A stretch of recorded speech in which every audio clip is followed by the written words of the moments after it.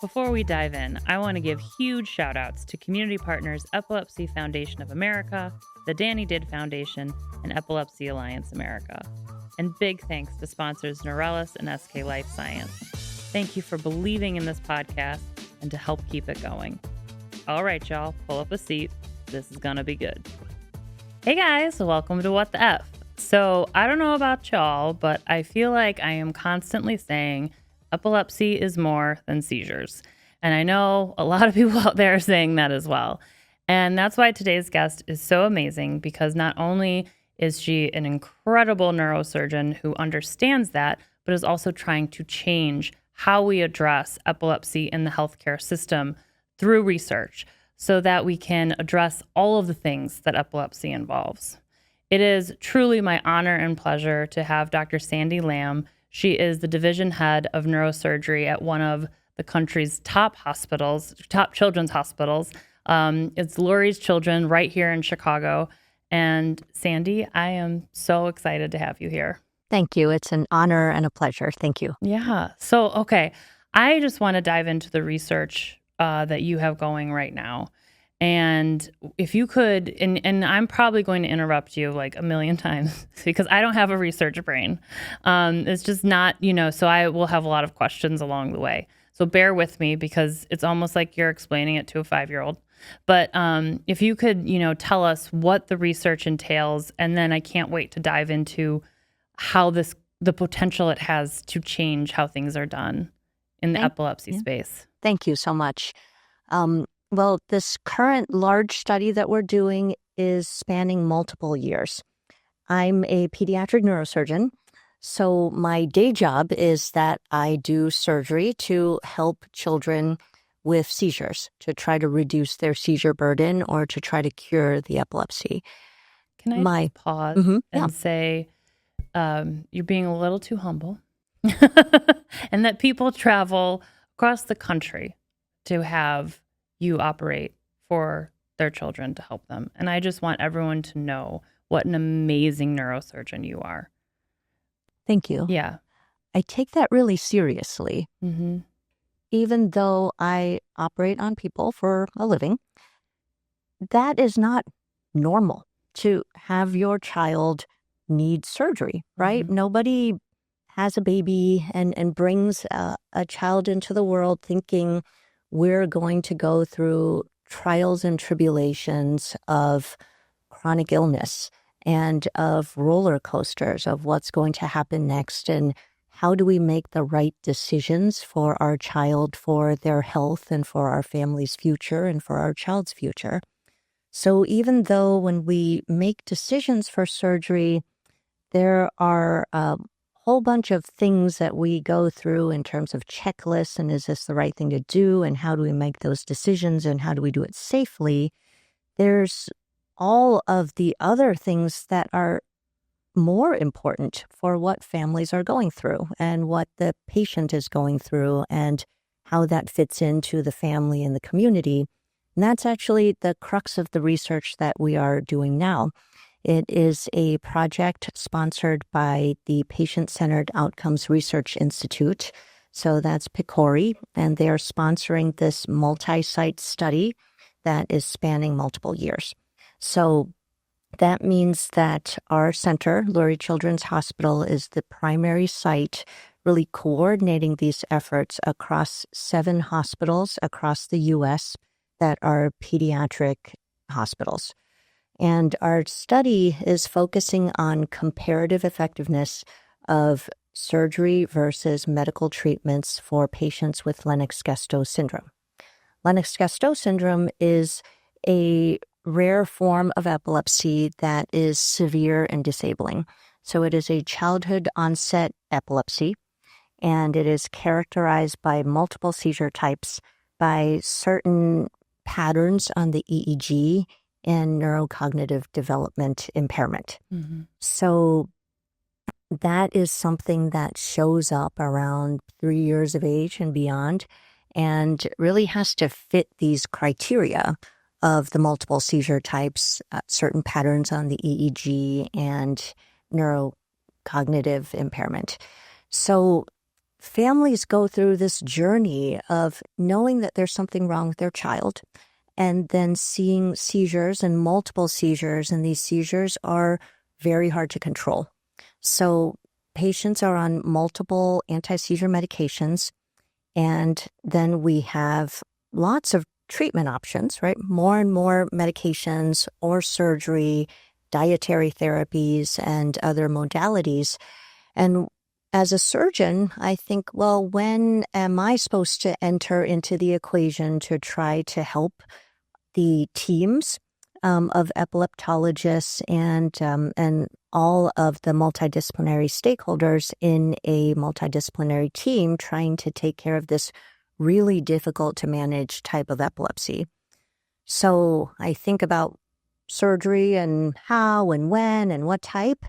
And then our neurology partners, our epileptologists, say what type of medicine, how and when. And then we realize that when we work with families and say, well, we're going to do this study, we're going to talk about what type of surgery or what type of medicine, and then we're going to measure things like, are you going to end up in the emergency room after you make this choice? Or are you going to end up in the hospital? And so these are healthcare utilization. Those are things that are easy to see in a medical record or in insurance records, because these are all things that we can see that have insurance bills or hospital records. And the Lennox-Gastaut Syndrome Foundation and the families in the LGS Foundation said, this is great that we are doing studies to try to understand how to treat LGS and how to treat LGS better, and to try to work with our community with LGS and try to do better. But what we really care about is not, are we going to end up in the emergency room or if we're going to be hospitalized again?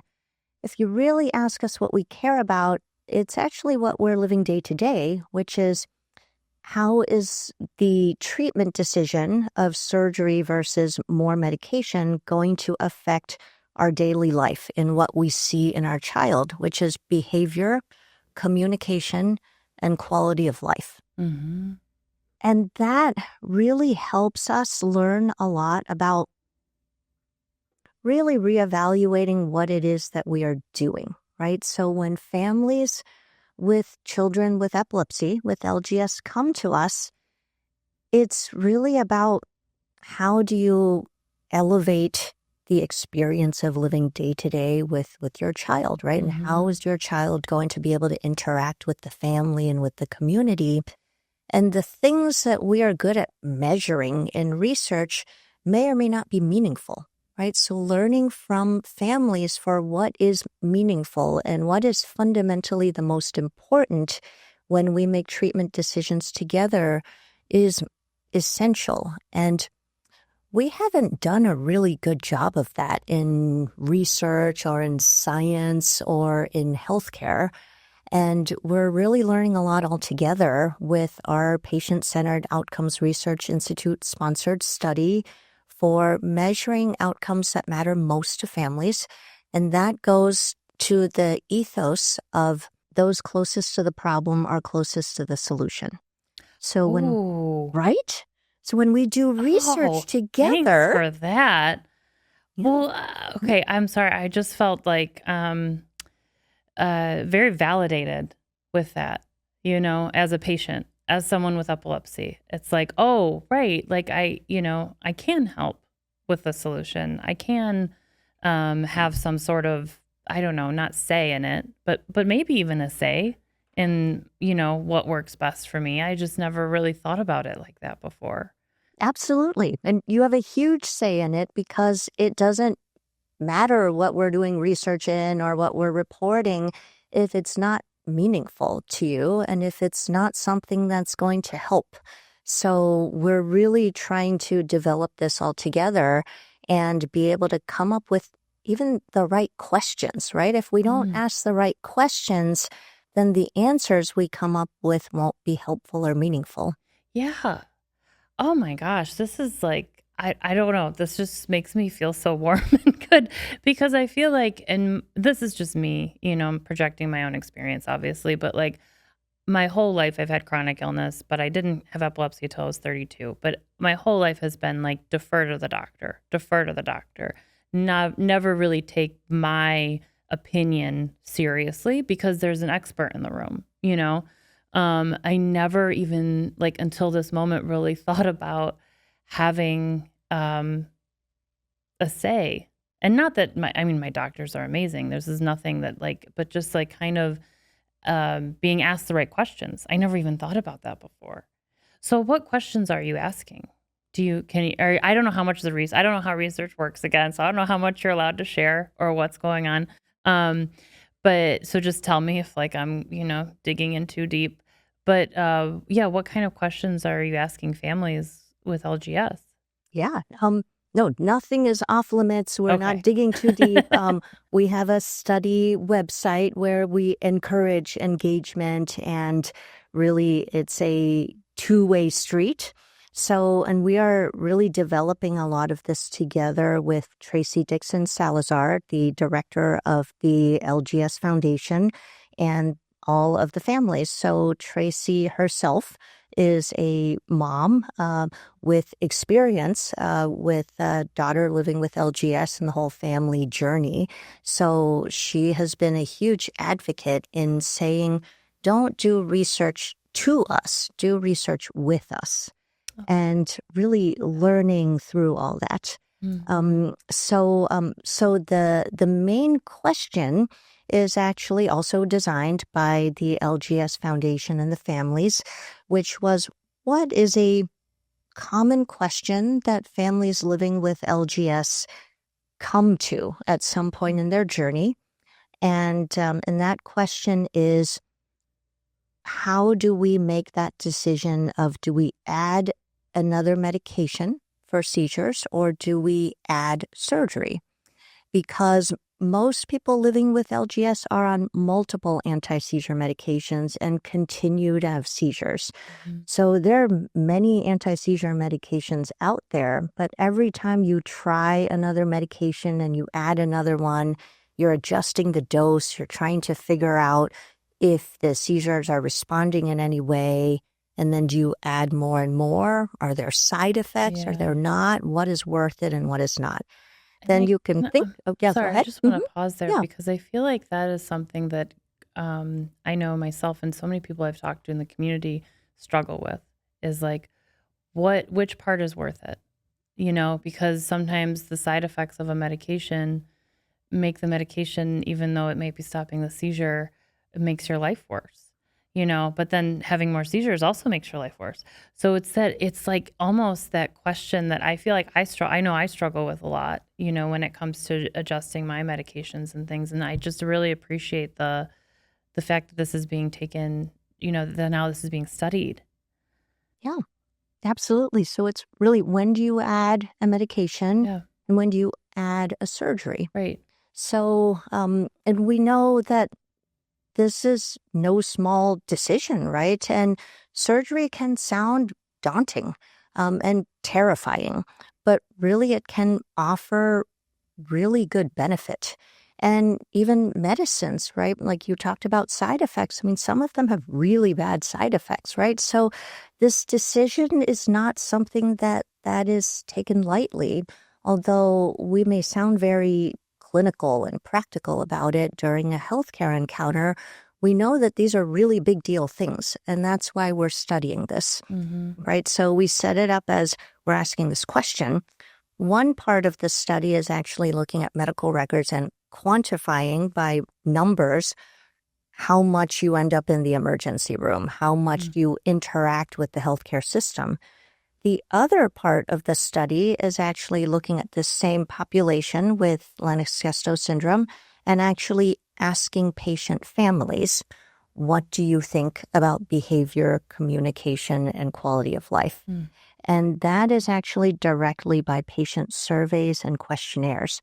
So across the 7 centers across the U.S., we are contacting patient families with the diagnosis of LGS, and we're asking them, we are conducting a study. Would you like to participate? And this is what it means. And it's really asking for parents and loved ones, their caregivers.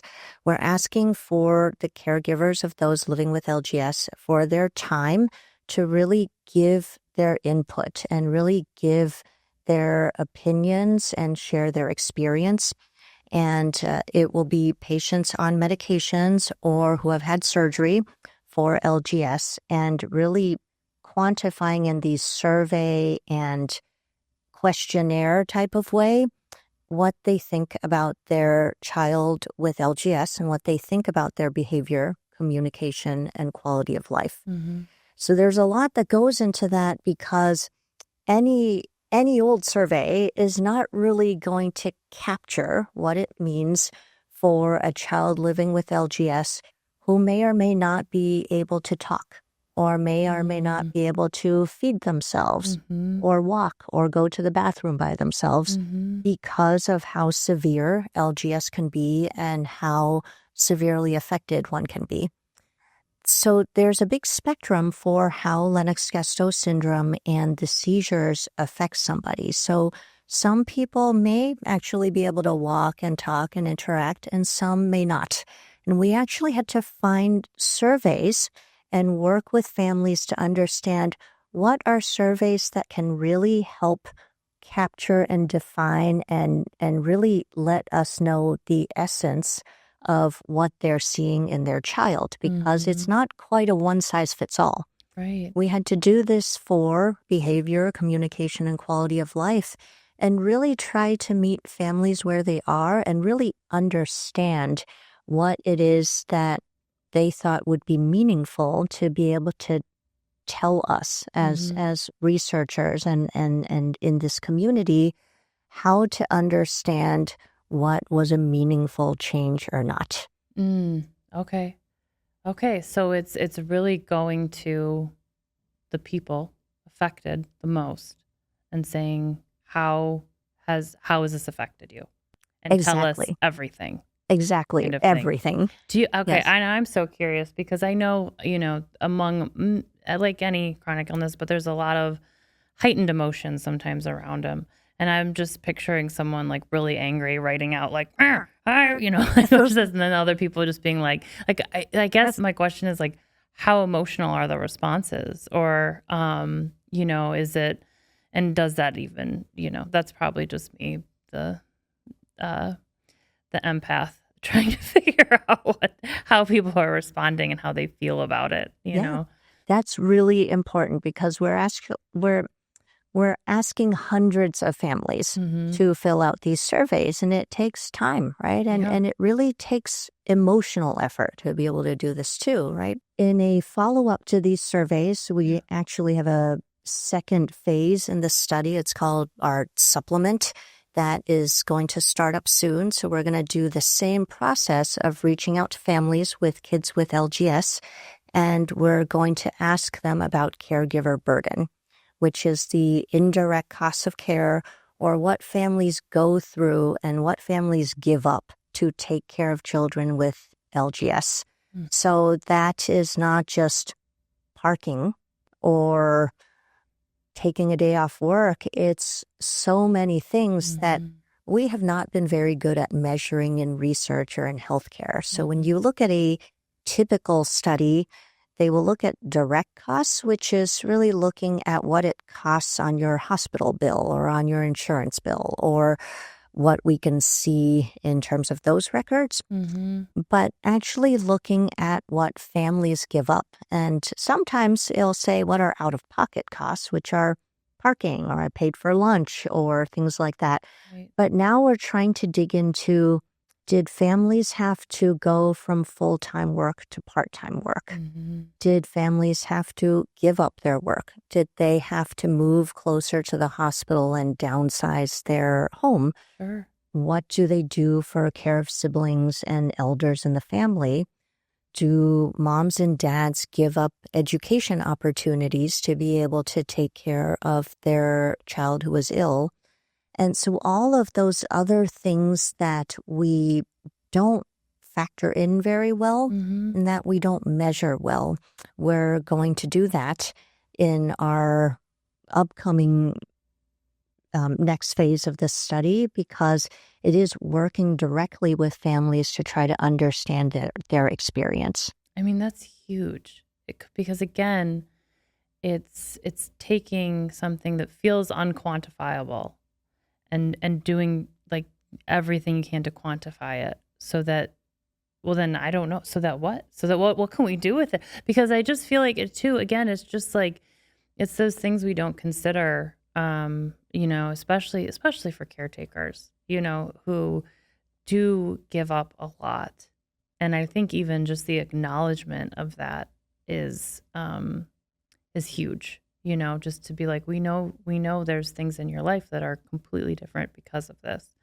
And for me, that just feels, everything you're saying just feels like a hug. I never thought research could feel like a hug, but it does. Like, it's just very, it's just so thoughtful. And I'm just curious as to like I don't, again, forgive my research lack of, terminology, but like the end goal or like the thing, what we're trying to achieve by studying this. No, thank you for asking. And please don't apologize. I'm really, really grateful for this opportunity to be able to share, to be able to talk about it. Because when you go to school or when you're in academics and when you do research, there's so much time and effort that goes into it. And if you look at what is published and what people do, it sounds so impressive and it sounds so smart. But at some point, there's this question, so what? And I really think the so what is really important, because it doesn't matter that there's all this stuff out there that you can look up online or you can read, and there are these big words. The so what, to me, really has to go towards helping people. And that is really hard to say, how does all this translate into helping people? Mm-hmm. So my goal and my wish and my promise is that all that we are doing will go towards helping people somehow. And it may not be tomorrow, but that's what I do in my surgeon's life, right? In neurosurgery, I can help people one by one. Mm-hmm. My patient that day that I'm doing surgery on, I can help right then and there. Mm-hmm. Through research, hopefully we can help more people, and more people than I can ever operate on in my career, in my lifetime. But hopefully that knowledge can feed forward and help more people. So that can do so in multiple ways, by producing results